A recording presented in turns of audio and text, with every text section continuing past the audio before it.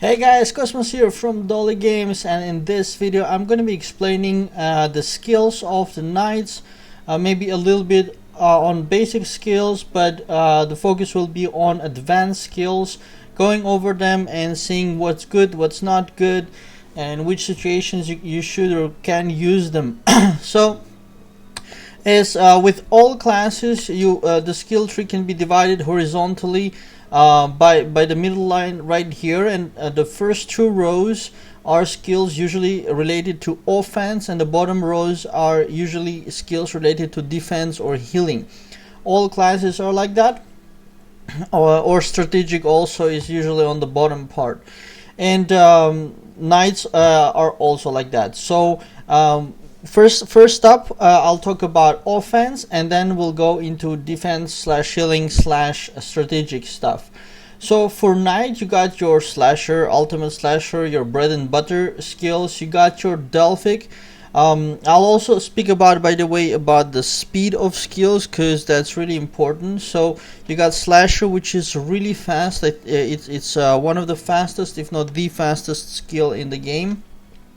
You got ultimate slasher, which is relatively slow. It's from basic skills, it's one of the slower ones. You got the Delphic Destroyer, which you can usually cast within one turn. So for example, if you're fighting world boss, you can successfully cast Delphic Destroyer plus the QTE without losing a turn. Alternatively, the enhanced Delphic Destroyer, of course, it's bigger, it's harder, but you might lose a turn, which makes it not worthwhile using all the time. You got your Whirlwind, which is the only AoE from knights, so that's a pretty precious skill for any situation where you need AoE, but Whirlwind is really slow. Delphic is equal in to other Delphics, like Sniper from Archer, for example. Of course, a little bit slower than Thunder, but still, it's basically a heavy skill. And Enhanced Delphic Destroyer probably has one of the longest loading times. That is, or waiting times, I should say, rather than loading times. So you should be careful with using that one. You got your passives. Yeah, let's talk about Knight's passives. You got your receive an extra 10 rage after each action, so that's important for Knights, very important.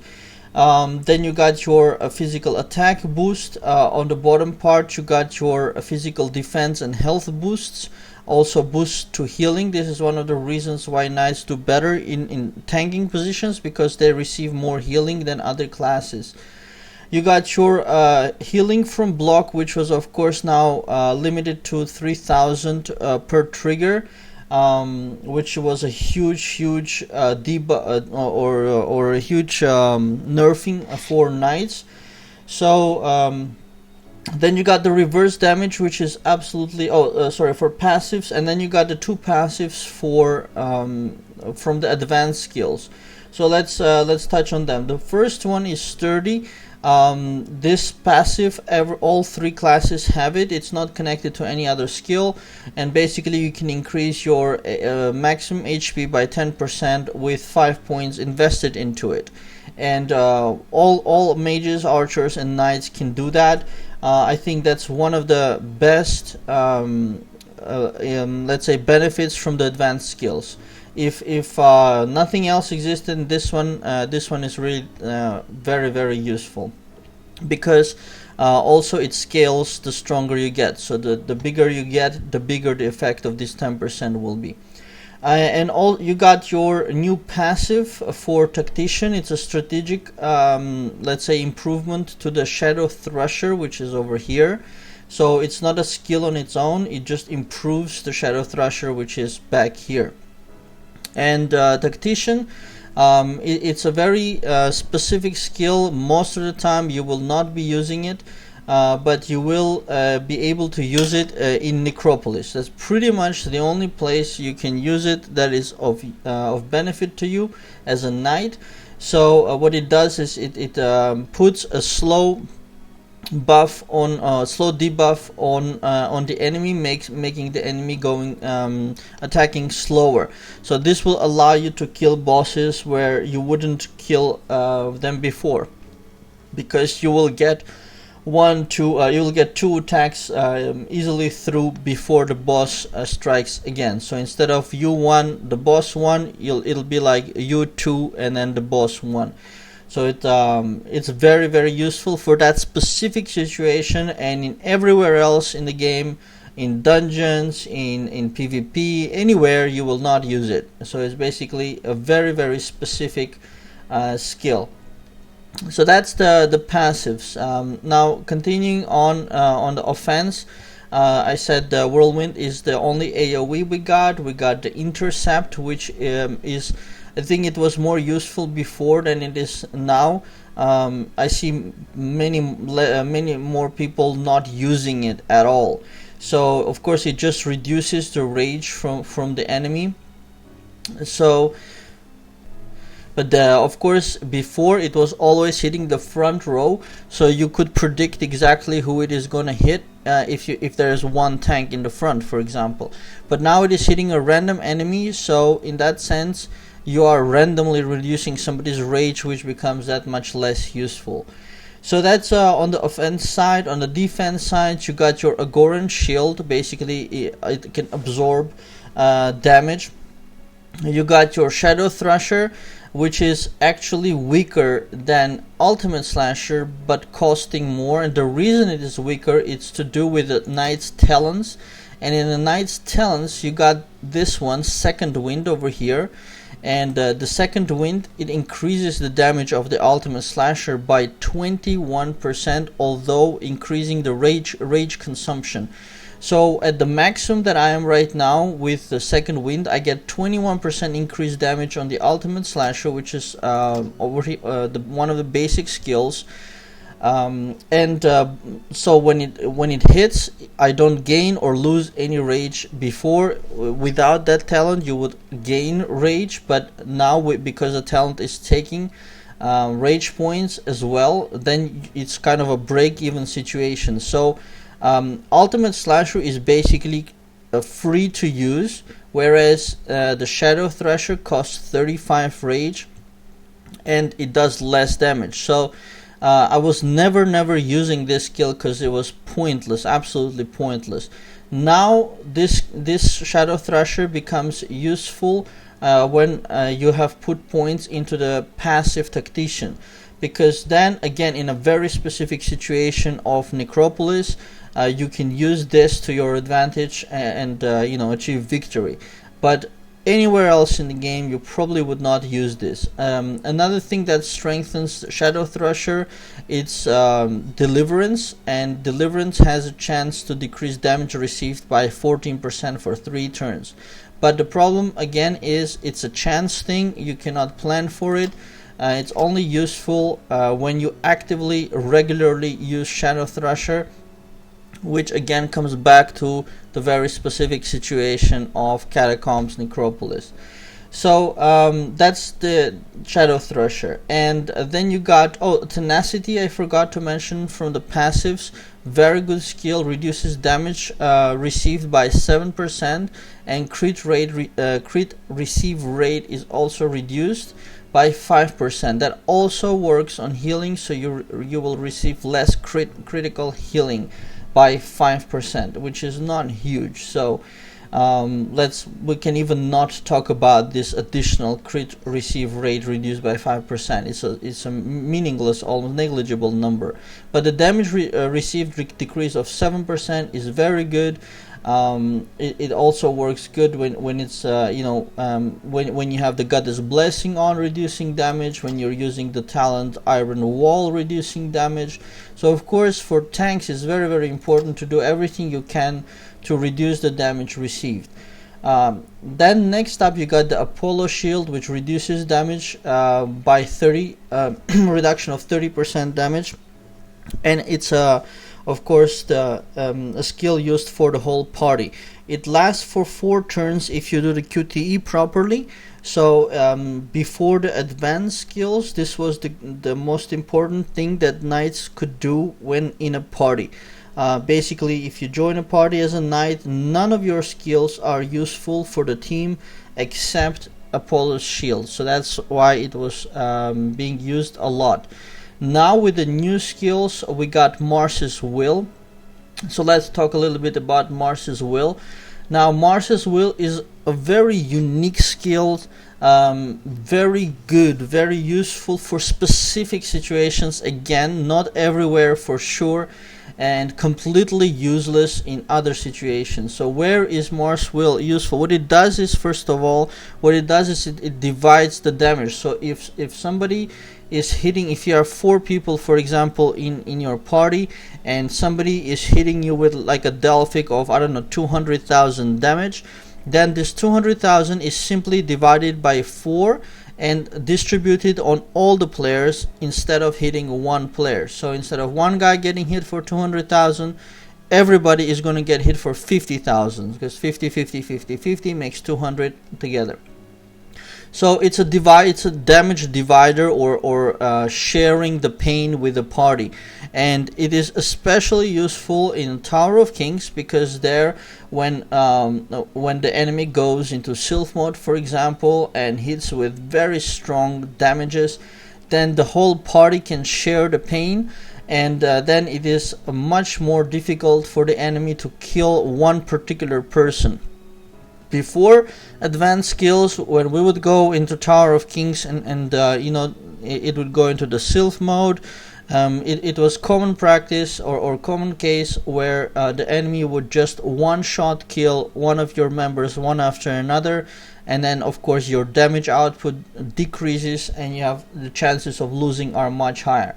So Mars's Will is very good for that case. The problem with Mars's Will is that if somebody does healing like Blessed Light, BL, then the healing is also divided, so nobody gets healing. So if, for example, if you would get 50, 60, 70,000 healing, then instead of that, everybody gets just 10,000 healing. So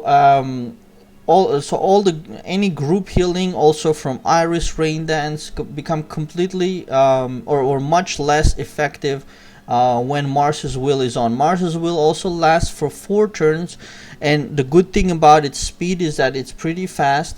So let's mention also the speed for the defensive skills. Agoran Shield, medium, fast to medium. Shadow Thrasher, fast to medium, or let's say medium, going already in direction of slow. Apollo Shield, slow. And Mars's Will, I'd say fast to medium, especially because it doesn't have QTE, so you just press the skill and it's gonna put the Mars's Will on. Now the problem also is for anything that lasts for whatever turns, 3 or 4 turns, when people like use rune, like a heal rune, that's gonna take out a turn. If people do Awakening and use a heal rune, that's gonna delete 2 turns straight away. So those are the dangers of using things like Apollo Shield or Mars's Will. In those cases, Archer's Incendiary is much better, because it's putting the damage reduction on the enemy side, so the enemy will do less damage to you, and then you can spend as many turns as you want double attacking or using runes and Awakening. Now for knights skills, the problem with such things like Apollo Shield or Mars's Will is, like I said, you put them, and if people do fast actions, especially with archers who are much faster than other classes, they can burn out those turns really fast. But that said, so Mars's Will, very useful in Tower of Kings. Situationally useful in Party Arena. What I have seen in Party Arena is that if I put Mars's Will, then people cannot Bless Light, and if you wait for the people to Bless Light, then it might be sometimes too late. So you really have to see how and when to use it, and it's very important when you use Mars's Will to have good communication with the mage in your party, because for example, Santoria is very good to use together with Mars's Will.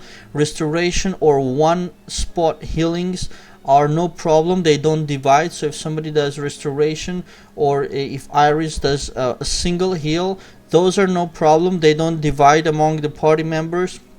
So only the group heals are a problem with Mars's Will. Most other cases, the skill is completely useless. If you're alone, it's useless. If you are with your Templars, sometimes it's useful, but more for fun than anything else. So for example, if you do battleground, and like I was standing in front, having Templars in the back, putting Mars's Will on, and then the effectiveness of things like Rain of Fire dropped drastically, or any single attack would be distributed between me and my Templars. So, you know, situationally it's good, but it's very, very expensive. It's 80 rage, so you basically can do a whole Delphic Destroyer at the same cost. So you have to choose to do Mars Will or Delphic Destroy. So you can see it's a very difficult choice in that sense. So I think the most useful case for Mars's Will is Tower of Kings, and sometimes in Party Arena, and basically anywhere else in the game where somebody will hit you with a very strong damage skill. Another problem with that is the game has already put in place systems where strong skills from bosses in many cases bypass Mars's Will. So it doesn't work all the time as well. I've tried using it in many situations. If the boss does an ultimate attack, Mars's Will is completely ignored. So again, a very situational skill, like the Tactician together with the Shadow Thrusher. Also Mars's Will, very specific, although the Tactician is very, very specific, only for Necro usually, and so most of the time, like 95% of your time, you will never ever use it, whereas Mars's Will you actually can use daily. So in that sense, it's a pretty good skill, and it's different than whatever you have. Like mages get another heal. Well, they already had a heal, so they didn't have that problem. So in that sense, it's less useful. Mars's Will, it's different.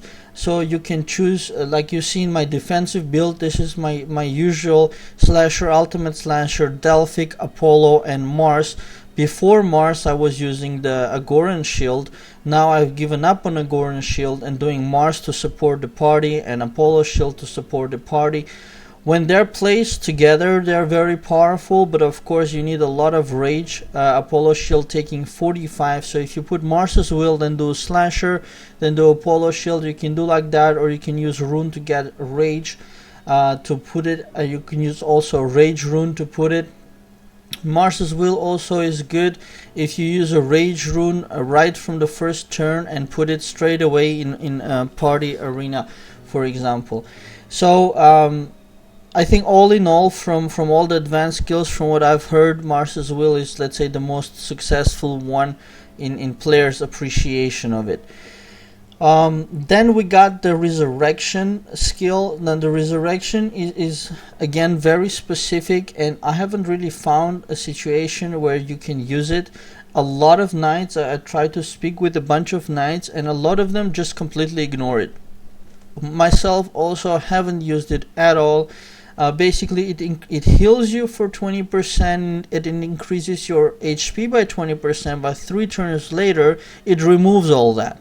So you know, all of a sudden you get the attack from the boss and then also all your health removal, so you just drop like drastically three turns later.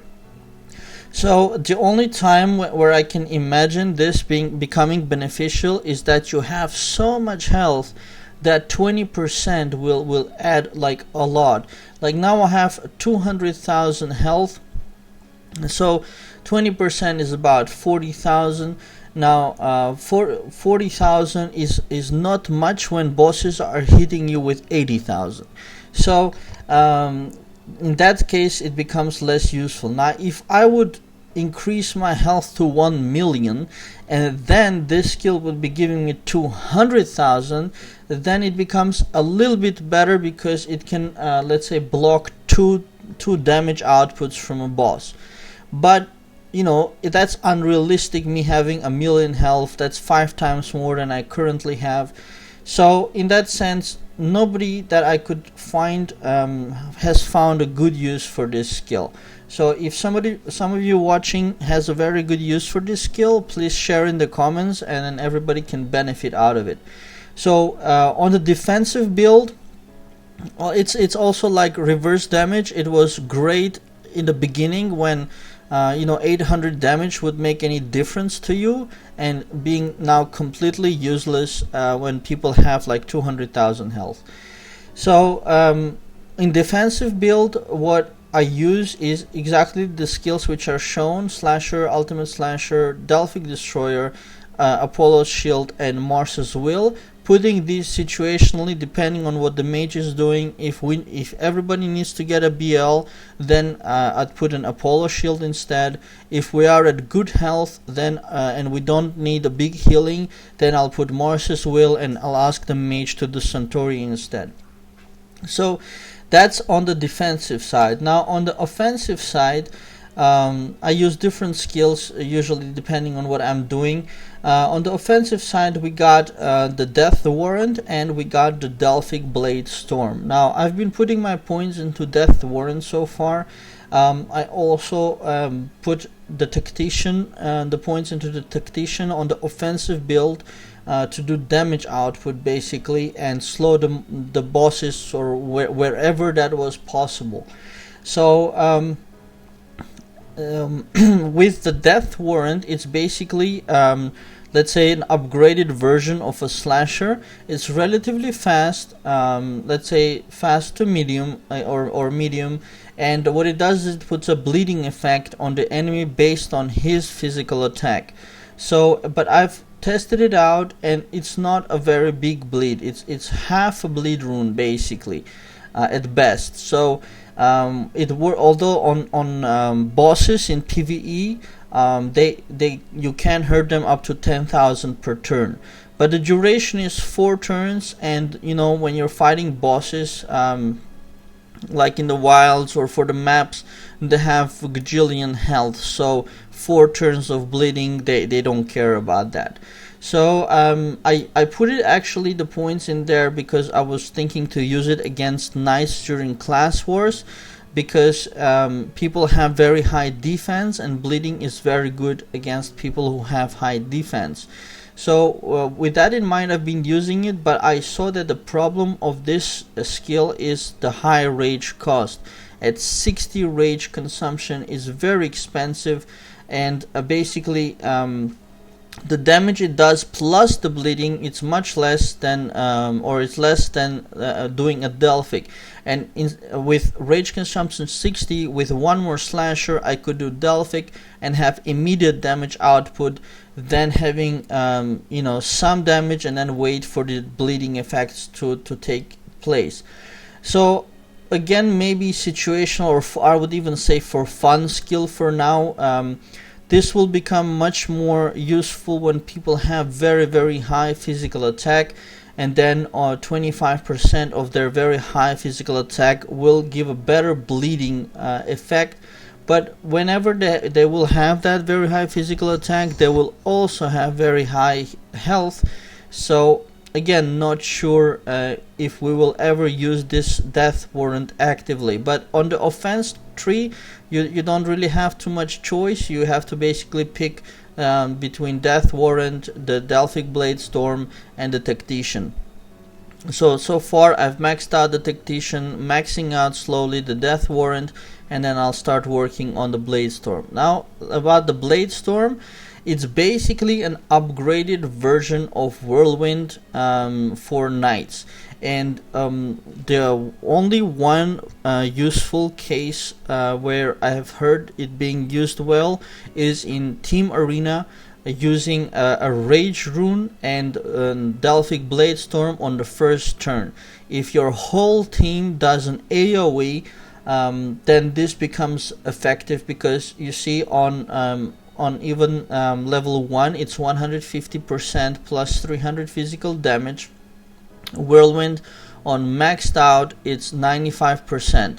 So it is a much stronger, let's say, Whirlwind, hitting everybody, and it somewhat reduces the healing effects on the target as well, but the reduction is, I think maximum 10%, if I remember correctly. It's not really a major deal. It's, of course, it helps because after if 4 of you do area attack, the natural reaction of the enemy is to do blessed light, for example, and then or rain dance or whatever, and then this healing reduction works better. So let's say they will get a little bit less healing, but with the critical heals that people are doing, more than 100,000, more than 200,000, then a little bit less than that is not a major issue. So it's a very situational skill. You will never use it playing alone. There is no situation whatsoever where you need to do a very, very strong AoE. So on the offensive side, I'd say not absolutely useless for knights, I would say, because you can easily handle all the situations with your regular skills. Death Warrant does, if it was 30 rage, then I'd say awesome, because you can keep hitting it, kind of like Shadow Thrusher. But at 60 rage, no, it's too much. And also the Delphic Blade Storm is specifically for Team Arena, so and that's a small part of the whole game. So it's still good to have. I think some people are having fun with it, but we could handle just fine without it. Actually, in Team Arena, I find it more useful to cast a Polo Shield very quickly, reducing damage by 30%. Rather than doing like an extra AoE on the enemy, because now people are so strong that even if everybody does AoE, the opponents don't die, and they can do even double blessed light and just recover from it. So I've been doing much more defensive build in party in Team Arena than if I had points in the Blade Storm. I would try it out, but I would still probably go defensive. So those are the skills of the knights, the basic ones and the advanced ones. The most important one that you gotta max out first is sturdy. Put 5 points in there without even thinking about it. It's direct increase of your health. It increases your bell rating as a consequence. If you really want to pass a higher level on Necropolis, put Tactician and then use your Shadow Thrusher in Necropolis. And the other thing you need to put in defense build, for sure, Mars's Will maxed out as fast as possible, because it's absolutely priceless in the specific case of Tower of Kings, for example. So so that's it, you guys. On Mars's Will, by the way, be very careful using it in Spire, because when the boss is in rage, and I did that the first time I got it, and it was hilarious. When bosses get angry and have 1000% increase in damage, I put, I think, Mars's Will on stage 18 or 19 boss, and then the boss killed everybody, because the boss hit like really hard one person, and Mars's Will divided that damage to everybody, and so everybody died. It was all, it was hilarious. Everybody was laughing because we were not going to pass that boss anyways. But be very careful with such cases. So don't use it on boss enraging. Resurrection I mentioned, so if you have any feedback on Resurrection, please put it in comments, but so far haven't found anybody who's found a good use for Resurrection. We'll see how that goes over time. So let's summarize. You got your bread and butter, a slasher, ultimate slasher. Normally you never need to use Shadow Thrusher unless you're doing Necropolis, and in that case only if you're using Tactician. The passives, you need to max out all the passives, so that's without a question. Probably in all the classes is probably like an unwritten rule, you have to max out all your passives. It's like very simple like that. Intercept, Knights, forget about it. It's a very specific skill, and now it's random, so you can't control it. The only time where it can be useful is in class wars. If you kill out the Templars and you have only one guy left, so you know it's gonna hit that guy, but then when he's not going into sylph mode, then you can use it, but it's so specific it's useless. Whirlwind, of course, on your offensive build you need to max it out. It's your only AoE, so on your offensive build just max out all the skills in that case. But it's much more important to go down and max out tenacity when you're on your offensive build. So it's much better to max out tenacity than going to you know, whatever higher skills. Even you don't need enhanced Delphic Destroy at all. It's more important to max out tenacity so that you have the highest damage reduction, automatic damage reduction, while you're on your offense build. So what you need is on your offense build, you definitely need your Delphic, and then you start working down. You need at least 1 point in Whirlwind or max Whirlwind, and then you start working down your way to tenacity. So on the advanced skills, so again sturdy, #1 priority. Then I'd say the tactician and Mars's Will, you need those. And the other 3 skills, so Death Warrant, Blade Storm, and Resurrection, you can easily live without.